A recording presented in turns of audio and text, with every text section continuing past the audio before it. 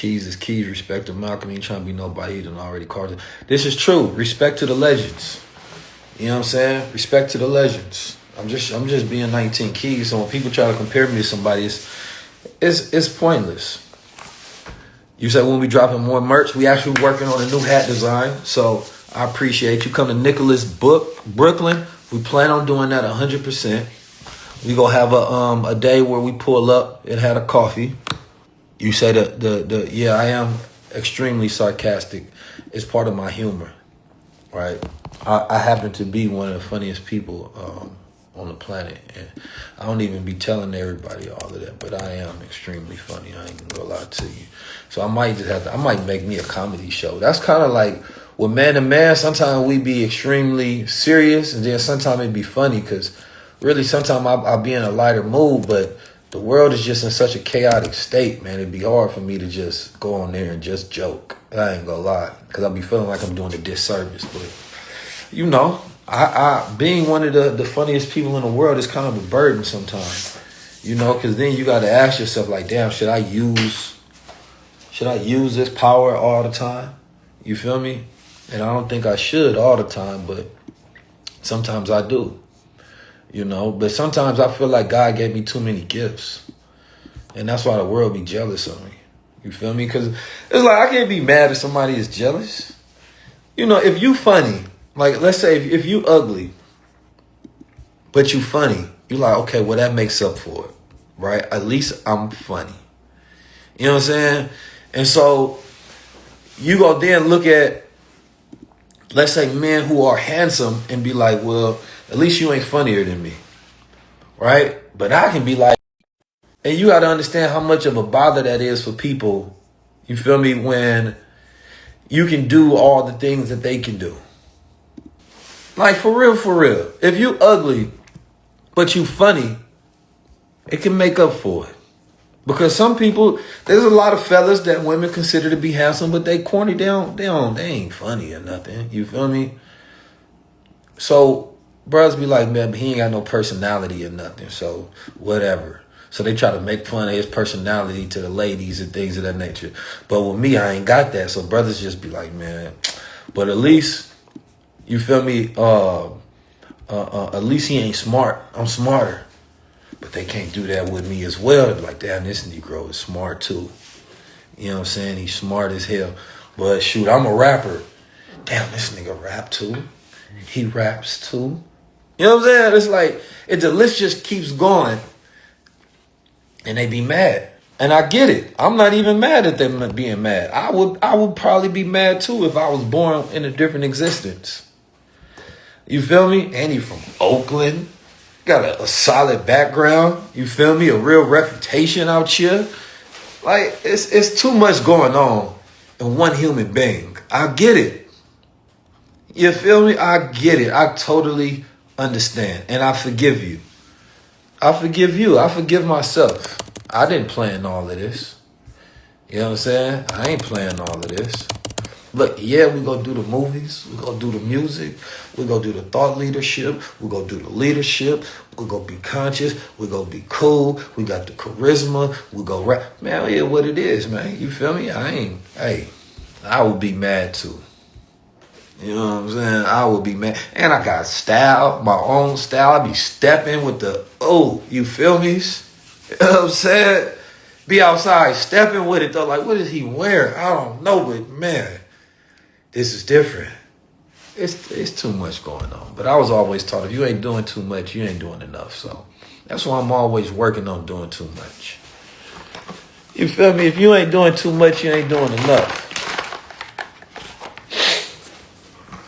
That's why, Boston, make sure you there at the show, because we're going to do too much at this next show. It's about to be one of them ones.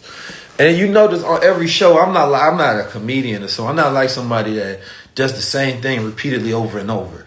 How do I got new material at every show? I would create a whole philosophy just to make sure that we evolving, because part of keyism is evolution. I'm not doing the same thing. It should be better and better and better and better. It is what it is, man. But I ain't perfect, though. I ain't perfect, man. I was thinking about that the other day, and I say this a lot. And that's just to remind people, you feel me? You know, everything comes at a cost. You feel me? I have days where the work becomes a burden. You feel me? Family becomes a burden, right? It's a lot. It becomes stressful. You know, it becomes even depressing sometimes thinking about having an undying passion and people just not understanding. You feel me? Like we not where we want to be as far as with the budgets and things of that nature and building, and we don't get the awards and the recognition and all of those different things. We persist regardless, because regardless of how much pressure that life gives, we go give more. You know what I'm saying? Like, I don't battle with like imposter syndrome, but I do think about how large the undertaking of the vision is, and it be a lot on the shoulders. Then you have balance of business, right? Then you have balance of consciousness. You know what I'm saying? Which is like people, organizing people and organizing money, right? And they don't always blend. And so you're trying to figure out like how is we constantly hitting these new metrics and hitting these new numbers and doing things, and people act like it's normal. And then the process of doing it is hard as hell. We sit down and we have hours worth of meetings and going over things and trying to figure it out and trying to learn as we go and making mistakes and overspending on here and trying to balance things out and like trying to execute here and do partnerships. And some people that betray, you know what I mean? Some people we got consistent relationships with. You feel me? Like there's a whole lot of back end stuff that people just don't see. So that's what keeps me quote unquote humble. Though I don't try to be humble, but I think it's the real life that keeps me humble. Like the process of everything. You know what I'm saying? Like y'all seen the clips from the Jalen episode, but you got to think about how much work it took to get that done. Right? Especially as an independent show. So we literally did a show with Live Nation, did a partnership with CAA, which is a meeting with both of them, multiple meetings, right? Which was also a relationship that we had to build, that we were able to negotiate to get the theater out in New York.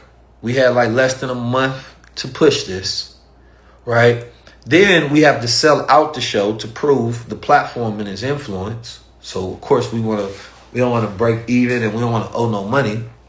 So that means marketing, that means branding, that means creating all of the assets for it. That means then going on a whole entire press run to execute, right? To make sure that people know about it, to get them in the seats, right?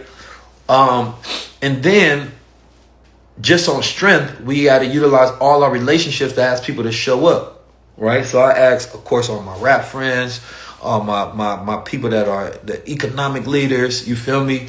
NBA people, things of that nature. We don't put nobody on the flyer but myself. But these are all the people that show up. You feel me? My acting homies show up. You have Black Spider-Man there. You feel me? Of course, Jaylen Brown showed up, the MVP of the NBA. You know what I'm talking about? Finals. EYL showed up. My brother Mike Rashid flew in. You had what's my brother Ryan Leslie showed up. Like it was a lot of people in the building. Let's just say that. Matt Hoffa, a whole bunch of people. AJ McQueen, and these are not people that's on the flyer. Like we're not using them for marketing. That's why I say 19 Keys of Friends, because you never know who's gonna show up, right? We didn't even tell people Jaylen Brown was gonna be there. But that would have been a much easier way to fill it out, right? But when you do that, a lot of times you got to pay people, so then the budget becomes bigger. So my bro pulled up on the strength. These are strength of relationships. Because if you don't sell that out, then you can't get the next venues. And the venues are expensive. They cost tens of thousands of dollars to seat these people. Then you got union workers. It's a whole lot of stuff. Then I got to pay my own peoples. Then my people's got to fly out, right? Bring products to sell so we can make money off merch. So this can go back into, right, editing the episode, putting it out there, taking a couple of weeks to edit, to get the clips out there, learning and utilizing all the AIs, making sure we got the right clips so the right amount of people know it at the right time. It's a lot. It's a lot, right? But people get to see the finished, smooth product, right? And when it gets out there and I go around, and this is when I step out my bubble, right? And I go in the world, and it's families, men and women, that are like, my brother, I watched that episode and changed my life. You know what I mean? When they tell me, listen, I had a brother at the show told me that he got 7 figures worth of assets free and clear right from the platform, learning directly from me. You feel me? When people tell me, yo, the reason I met my wife is because you feel me? You gave us the game. You helped put my family back together. You gave it, like, it's so many testimonials.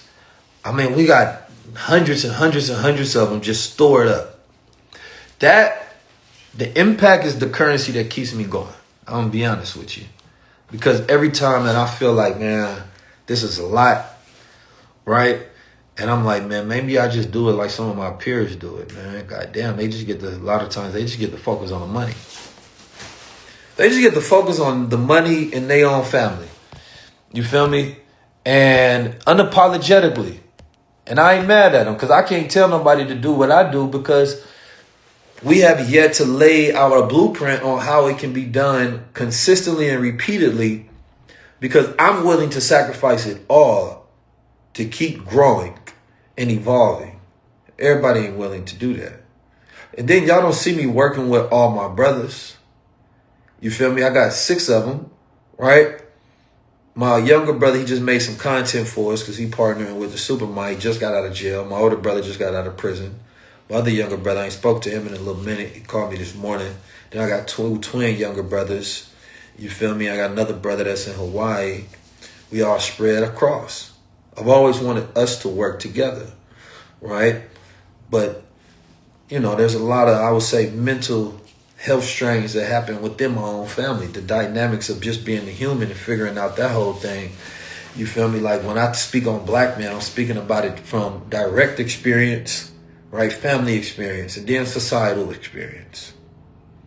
You feel me? You hold the burden of leadership and responsibility when you're given gifts.